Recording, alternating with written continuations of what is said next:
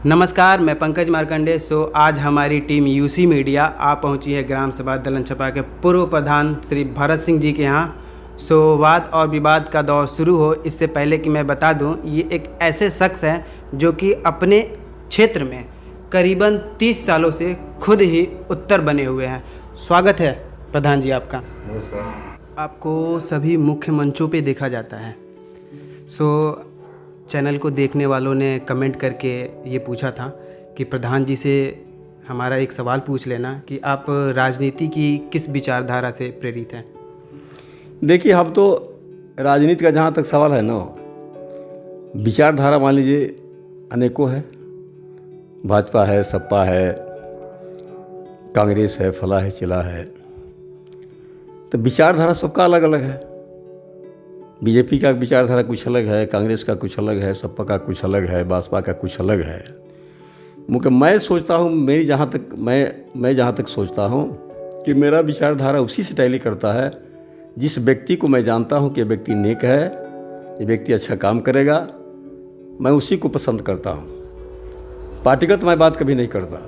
आज तक मेरा इतिहास रहा है कि जो व्यक्ति मुझे अच्छा लगता है, जो भी मैं समझता हूँ कि नेक व्यक्ति है, मैं उसी को चुनाव मदद उसी को मैं वोट देता हूँ, उसी की मदद करता हूँ। तो राजनीति में मैं सोचता, अगर मान लीजिए कोई बीजेपी है, चाहे कोई भी पार्टी हो, अगर किसी अपराधी को खड़ा कर देती है तो मेरे जैसा आदमी कतई चुनाव वोट नहीं देगा उसको। मैं प्राथमिकता नहीं देता उससे। मैं किसी पार्टी से जुड़ा हुआ व्यक्ति नहीं हूँ। जो मुझे अच्छा लगेगा मैं उसको दूंगा। अगर अपराधी मान लीजिए कोई किसी गड्ढे को किसी पार्टी ने ला दिया, हमारे पास विवेक नहीं, हमारे पास बुद्धि नहीं है, मैं किसी को वोट दे दूंगा और किसी को लाइक कर दूंगा। चलो भाई बीजेपी का आदमी है, चलो भाई फला का आदमी है, चलो भाई कांग्रेस का आदमी है। अगर पार्टी आम पब्लिक से राय लेकर क्या जिस क्षेत्र में हम किसी को भेज रहे हैं, वहाँ के लोग क्या चाह रहे हैं, किसको चाह रहे हैं, अगर इस आधार पर पार्टी काम नहीं करती है तो मेरे जैसा आदमी, मैं सारे नौजवानों से कहना चाहूँगा कि पार्टी लाइन पर बात न करें आप। अगर कोई आपराधिक किस्म का व्यक्ति आता है और कोई आपराधिक किस्म का व्यक्ति आपके ऊपर थोप दिया जाता है तो मैं नौजवानों से कहना चाहूँगा कि आपके पास बुद्धि विवेक है, आप उसका साथ न दें। इसलिए कि अगर उसका साथ देंगे तो ये देश हित में नहीं होगा। मुझे लगता है कि बहुत पहले आप देखे होंगे, पढ़े होंगे, इतिहास पढ़े होंगे, सब कुछ पढ़े होंगे कि अनेकों राजा थे।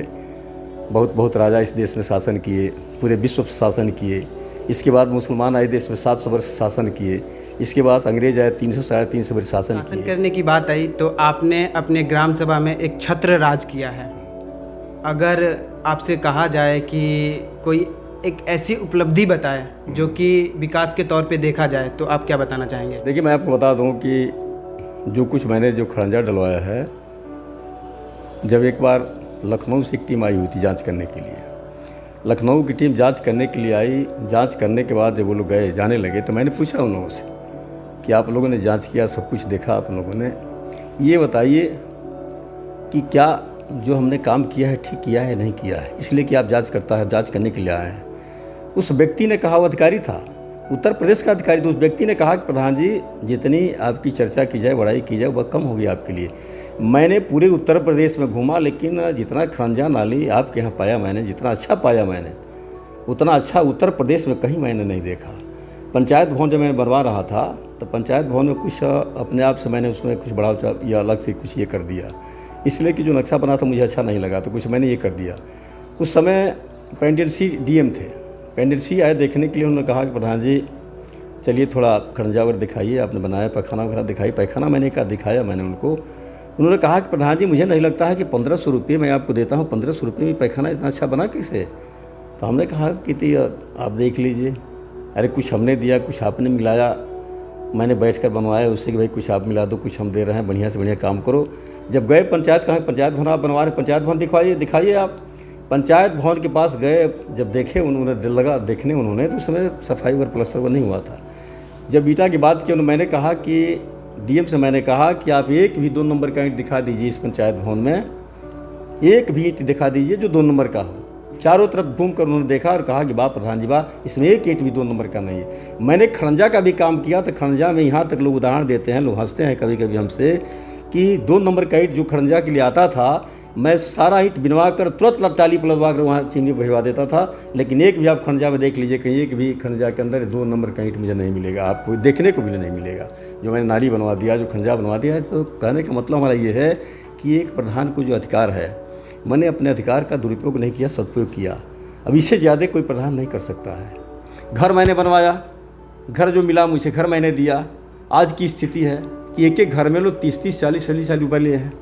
गांव के एक एक व्यक्ति जानता है, जो घर बना, जिसका घर बना हुआ है उस सब व्यक्ति, हर व्यक्ति जानता है कि मुझे कितना पैसा लिया गया।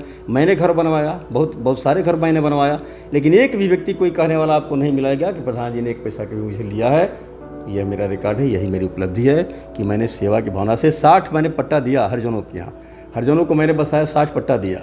अगर 60 पट्टा मेरे जैसा प्रधान दिया, अगर दूसरा कोई प्रधान दिया होता तो मुझे लगता कि लाखों लाख काम कर लेता। लेकिन आज जाकर हरिजनों से पूछ लीजिए, कोई एक कप चाय भी मुझे नहीं पिलाया है। यही मेरी उपलब्धि है कि मैंने ईमानदारी और नेक नीति से मैंने काम किया है। मैंने देखिए, ये बताइए, ये हमारे ब्रजेश जी हैं, आपके नज़दीक बैठे हुए हैं। इनको शिक्षा मित्र में मैंने बहुत लोगों को लगाया, 7-8 लोगों को लगा दिया है मैंने। लेकिन एक भी व्यक्ति कोई कहने वाला नहीं है कि प्रधान जी शिक्षा मित्र के बदौलत मुझसे कुछ लिए हो, 4 आना पैसा भी मुझसे लिए हो। मैंने 25 पैसा मैंने किसी से नहीं लिया। आज सारे लोग काम कर रहे हैं, अपने परिवार से जुड़े हैं। चाहे हमारा एहसान माने न माने तो उनकी बात है, लेकिन मुझसे जो लगा, मुझे जो करना था मैंने कर दिया। यह हमारी उपलब्धि यही है कि जो मुझे अधिकार मिला और मैंने अधिकार का दुरुपयोग नहीं किया, मैंने सदुपयोग किया। अपने परिवार के साथ ही लोग बने हैं, अपने परिवार के साथ जुड़े हैं। इनके परिवार का हित मेरे जरिए हो रहा है। यह मेरी बहुत बड़ी उपलब्धि है। चुनाव जीतने के बाद आपकी पहली प्राथमिकता क्या रहेगी?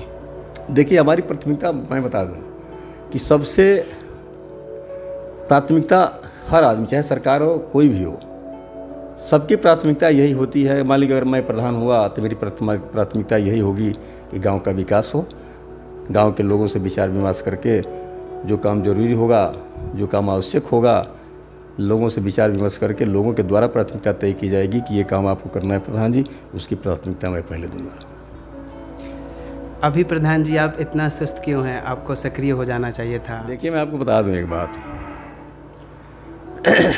ज़्यादा सुस्त की बात की कि आप सक्रिय क्यों नहीं हो रहे हैं, सुस्त हो रहे हैं। जितने लोग मैदान में आ रहे हैं, तो मैदान में आने वाले सारे लोग ये स्वतः अपनी मानसिकता बना लिए हैं कि मुझे चुनाव लड़ना है। लेकिन आप ही बताइए कि मैं कई बार प्रधान रह चुका, अगर यह मेरी मानसिकता हो जाए कि मुझे चुनाव लड़ना है, मैं प्रस्ताव नहीं रखूँगा किसी के सामने कि मुझे चुनाव लड़ना है। जनता मेरे लिए स्वतः प्रस्ताव रखे कि प्रधान जी आपको चुनाव लड़ना है। और जनता अगर कहेगी कि चुनाव आपको लड़ना है तो चुनाव लड़ना है। अगर जनता नहीं कहेगी चुनाव नहीं लड़ना है आपको, तो मुझे चुनाव नहीं लड़ना है। लेकिन मिलने की जहाँ तक बात कर रहे हैं आप, तो जितने लोग प्रधान हुए,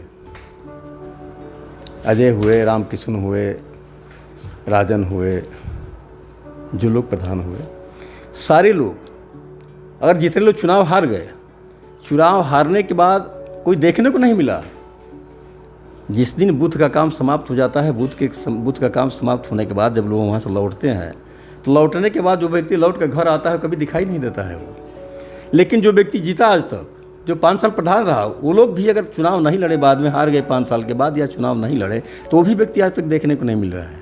लेकिन मेरे जैसा व्यक्ति है कि सबसे पहले मैंने 82 में मैं प्रधानी का चुनाव लड़ा। 82 से पहले 10 साल जो सूर्य कुमार पांडे जो पूर्व प्रधान थे, बहुत सीधे साधे आदमी थे, 10 साल मैंने उनकी प्रधानी मैंने चलाया, सब कुछ मैं करता था। तो वो 10 साल ले लीजिए, 82 से मैं स्वयं प्रधान हो गया। 82 से मैं आज तक मैं चुनाव प्रधान रहा नहीं रहा, लेकिन मेरी गतिविधि वही रही। मैं हमेशा आप लोगों के बीच में रहा। कोई कहने वाला व्यक्ति नहीं है कि प्रधान जी से मुलाकातें नहीं हो रही है। और जब कोई व्यक्ति जो मुझे याद किया, तो मैंने उसकी याद को कबूल किया, गया उसके पास, जो कुछ संभव हुआ निदान किया मैंने। तो मैं उस तरह का व्यक्ति नहीं हूँ कि चुनाव अगर हार गया तो चलो भाई क्या लेना देना है किसी से, और चुनाव के मैदान में आ गया तो चलो भाई सबको दंड प्रणाम करता फिरूँ। मैं तो हमेशा मिलता हूँ। मुझे अब सक्रिय होने न होने का सवाल है क्या है, मैं तो हमेशा लगातार सक्रिय हूँ, मैं हमेशा जा रहा हूँ। ये बात देखिएगा, आप चुनाव होने के बाद बहुत सारे ऐसे प्रत्याशी देखने को नहीं मिलेंगे, वो चले जाएंगे, न जाने कहाँ चले जाएंगे। और जो व्यक्ति आज प्रधान अगर चुनाव हार गया तो वो भी देखने को नहीं मिलेगा, वो भी अपना काम शुरू कर देगा। लेकिन हमारे जैसा आदमी जो आप ही काम लगा रहता है, तो अब बताइए कि मेरे जैसा आदमी जब हमेशा आपके साथ हो तो इसमें क्या सक्रियता। अब क्या चाहते हैं कि हमेशा मैं घूम रहा हूँ, अब फिर 24 घंटा आप ही के साथ घूमूँ? मैं तो बहुत दिनों से घूम रहा हूँ। कहा जी ये लोग आज घूम रहे हैं, मैं ये लोग 10 दिन से चुनावी मैदान में है, 10 दिन से आपके साथ मिलने जा रहे हैं, फला से मिले चिल्ला से मिलने जा रहे हैं। मैं तो 82 से लेकर आज तक सबके साथ मिल रहा हूँ। सुनने में आया कि जो भी क्षेत्रीय विवाद होते हैं उसका निवारण आपके द्वारा शांतिपूर्वक हल कर लिया जाता है। आपको ये ताकत कहाँ से आती है, ये ऊर्जा कहाँ से आता है कि ये चीज़ें आप कर पाते हैं? देखिए, ये तो हमारे लिए खुशी की बात है। ये हमारे लिए खुशी की बात है कि आम आवाम जो है मेरे नियत में विश्वास करती है, और विश्वास का ये प्रतिफल है कि जो मैं निर्णय देता हूँ, लोग ये जानते हैं कि प्रधान जी का जो भी निर्णय होगा न्यायपूर्ण होगा, थोड़ा भी उसमें कमी नहीं होगी। इससे लोग विश्वास करते हैं मेरे ऊपर, इसलिए कि लोगों ने हज़ारों बार, अनेकों बार मुझे देख लिया है। मुझे ये मौका नहीं, मैं देखता हूँ कि किसी पंचायत में भी जाता हूँ तो पक्ष और विपक्ष जो मैं निर्णय देता हूँ, सारे लोग मुझसे खुश नज़र आते हैं। मैं मानता हूँ कि ये जो मिला है मुझे, यह ऊपरी शक्ति जो है, जो विधाता जिसको कहते हैं, विधाता ने गिफ्ट के रूप में मुझे दिया है, और जो दिया है उन्हीं का मैं उसका सदुपयोग करता हूँ। मैं नहीं चाहता कि मैं कभी इसका दुरुपयोग करूँ। मेरी नीयत यही रहती है कि मैं कहीं भी पंचायत में गया हूँ, मुझे लगता है कि मैं जितना पंचायत किया हूँ शायद किसी को मौका नहीं मिला होगा। मैं उत्तर प्रदेश, बिहार, कहाँ बंगाल, हर जगह मैं जा चुका हूँ, हर जगह मुझे लोगों ने मौका दिया है। ये भी सत्य है, ये भी सही है कि कम से कम जिस विवाद में जाता हूँ तो 99% मामला लोग जानते हैं कि जब प्रधान जी आ गए तो मामला हल हो जाएगा। ये आप लोगों की कहा जाएगा कि आप लोगों ने जो ये किया है, एक आशीर्वाद के रूप में मुझे आप लोगों ने जो दिया है, मेरे ऊपर जो आप लोगों ने विश्वास किया है, आपके साथ साथ ऊपरी शक्ति ने भी मुझे विश्वास किया है और गिफ्ट के रूप में मुझे दिया है, उसी का मैं सदुपयोग करता हूँ। और मेरी नीयत हमेशा रहती है कि आम लोगों का हित हो, अधिक से अधिक लोग जो हैं विवाद से अलग रहें। यह मेरी शुभकामना, इसी के लिए सबके प्रति मेरी शुभकामना है। प्रधान जी, आप अपने कार्यकाल के दौरान जो भी कार्य किए, उसमें से कोई एक उपलब्धि बताएं। देखिए, सबसे बड़ी उपलब्धि तो ये है कि क्षेत्र में आर्सेनिक का प्रकोप है। हर हैंड पाइप में देखिए, कहीं भी आप जाकर देखेंगे तो हर जगह आर्सेनिक सब लोग चिल्लाते हैं, आर्सेनिक की बात आती है। उस समय सेंट्रल गवर्नमेंट के द्वारा एक टंकी पास हुई, टंकी में इतना विवाद हुआ कि कुछ लोग चाहते थे, कुछ बड़े लोग हमारे क्षेत्र के हैं जो चाहते थे कि हमारे गांव में टंकी बन जाए। मैंने प्रयास किया कि नहीं, हमारे गांव में टंकी बन जाए। इसके बाद बहुत विवाद भी हुआ, मामला हाई कोर्ट तक चला गया। मैंने वहाँ तक ले भी फेस किया और नतीजा निकला कि मैंने टंकी बनवाया। लेकिन जब मैं प्रधान नहीं रहा, मेरे न रहने के बाद टंकी की स्थिति जो है आज इतनी बदतर हो चुकी है कि मैं देखता हूँ तो मुझे कभी कष्ट होता है कि इतनी बड़ी उपलब्धि आज बदतर स्थिति में है। तो मेरे जैसा आदमी, मैं आपसे वादा कर रहा हूँ, आम लोगों से मैं वादा कर रहा हूँ कि अगर मेरे जैसा व्यक्ति अगर प्रधान हुआ, आपने मेरा चुनाव किया, तो जिस लगन के साथ मैंने टंकी की स्थापना की है, उसी लगन के साथ एक एक घर तक मैं पानी पहुँचाने का प्रयास करूँगा। यही मेरी कामना है। प्रधान जी, आपके जो पंचायत क्षेत्र में जिस तरीके से प्रधानमंत्री आवास योजना के तहत आम इंसान जो गरीब है, आवास बनाने के लिए कुछ पैसे या रकम मुहैया कराए जाते हैं, सो उसमें कुछ लुटेरों द्वारा लूट लिया जाता है। अगर आप, आम जनता आपको फिर से नेतृत्व करने का मन बनाती है, चुनती है, तो क्या इन सब चीज़ों पे आप कुछ कार्रवाई करेंगे? देखिए, पहले मैंने आपसे पहले बता दिया एक बार कि मेरे ग्राम सभा में जो भी घर मेरे द्वारा बना, उस घर में एक पैसे मैंने नहीं लिया और बिचौलियों का भी कोई हकूक़ नहीं रहा कि कोई बिचौलिया पैसा ले ले। मैं वादा करता हूँ कि मैं अगर ग्राम सभा के आम लोग मुझे अगर अपना प्रतिनिधि चुनते हैं, तो जो मेरी रवैया पहले रही है कि किसी बिचौलिया का कोई ये जगह नहीं, मेरे यहाँ कोई बिचौलिया के लिए कोई जगह नहीं रही है। आज मैं आपके बीच में वादा करता हूँ कि मेरे जैसा अगर ग्राम प्रधान पद पर मैं चुना गया तो बिचौलियों के लिए कोई जगह नहीं रह जाएगा। और जो कुछ मेरे गांव में निर्माण कार्य होगा, जो भी निर्माण होगा, इसमें एक पैसे किसी को लेने का अधिकार नहीं मैं दूंगा। और पूर्ण रूप से मैं विराम लगा दूंगा कि कोई भी व्यक्ति, कोई चाहे मेरे घर परिवार का हो या कहीं का कोई व्यक्ति हो, लेकिन किसी के पास हिम्मत और साहस नहीं रह जाएगी कि वो व्यक्ति किसी से एक पैसा ले ले, मैं इसे कभी कबूल नहीं करूँगा। और निश्चित रूप से मैं आपसे कहना चाहूँगा कि 100% 100% मैं उसको विराम लगा दूंगा। ये कतई नहीं होने वाला। चुनाव आते ही लिट्टी चोखा का दौर शुरू हो जाता है, सो इस पे आप क्या कहना चाहेंगे? देखिए, मैं आपको बताऊं कि पंचायत जो है यह एक इकाई है, देश की इकाई है। और देश का निर्माण चौधरी चरण सिंह जी कभी बोलते थे कि देश की खुशहाली जो है गांव के किसानों से होकर गुजरती है। ये चौधरी चरण सिंह ने कहा है। तो आप ही सोचिए कि जब गांव का भविष्य खतरे में है, गांव सुदृढ़ होगा तो देश सुदृढ़ होगा।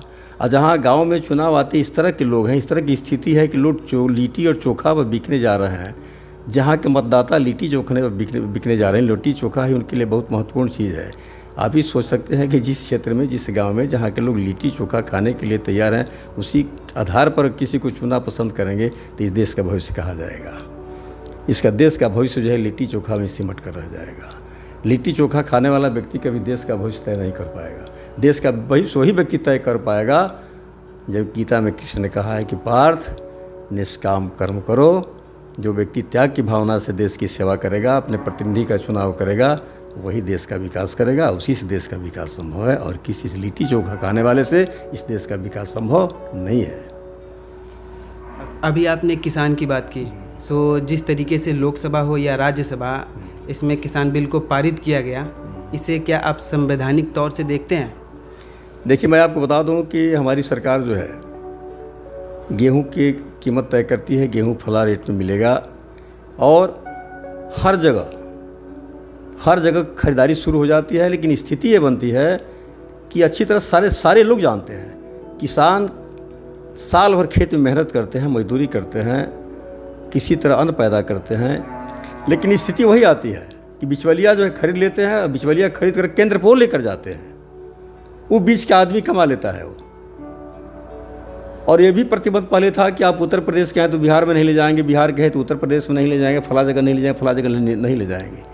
अगर पूरा देश जो है मार्केट एक हो जाएगा, अगर किसान जहाँ चाहे वहाँ ले जाकर अपना अन्न बेच सकता है, किसी केंद्र पर दे सकता है या कहीं मार्केट में ले जाकर दे सकता है, किसानों को इस तरह की छूट दी जाए किसान, तो मुझे लगता है कि सरकार की जो मानसिकता है किसान के हित में है। विरोध करने वाले तो मैंने पहले ही आपसे कह दिया है कि हमारे यहाँ विरोध इसलिए होता है कि आप कुछ भी कहेंगे तो मैं आपका विरोध करूँगा। लेकिन सरकार की शुद्ध रूप में मानसिकता यह है किसानों का हित हो, बिचवलिया शब्द जो है किसानों के बीच से हट जाए, किसान खुलेआम अपना अन्न जो है, अपना गेहूँ चावल धान जो कुछ भी हो किसी मार्केट में ले जाकर, हिंदुस्तान की किसी भी मार्केट में ले जाकर बेचे, अपना रेट स्वयं तय करे। ये नहीं कि बिचौलिया कोई रेट तय करे, जो पैदा करता है रेट वो तय करेगा और किसी भी मार्केट में ले जाकर बेचेगा। अगर किसी क्रय केंद्र पर ले जाएगा तो स्वयं ले जाकर स्वयं बेचेगा। बिचौलिया का अधिकार समाप्त हो जाएगा। हमारी सरकार की शुद्ध रूप से मानसिकता ये है कि बिचौलिया शब्द जो है हट जाए। बिचौलिया अगर हट जाएंगे तो इसमें किसानों का हित जरूर होगा। मैं पहले आपसे बता दिया हूं कि मैं किसी पार्टी का व्यक्ति नहीं हूं, लेकिन ये निश्चित है कि अगर मुझे हित नज़र आएगा, अगर कोई भी पार्टी हित की काम करती है, जहाँ पब्लिक का हित हो, जनता का हित हो, तो मैं उसके पक्ष में हूं, मैं उसके विरोध में नहीं हूं। दोआबा में कुछ साल पहले सब्जी मंडी का शिलान्यास और फिर उद्घाटन भी हुआ था, फिर इस पे आप क्या कहना चाहेंगे, जिस तरीके से उसकी अभी जर्जर कंडीशन है?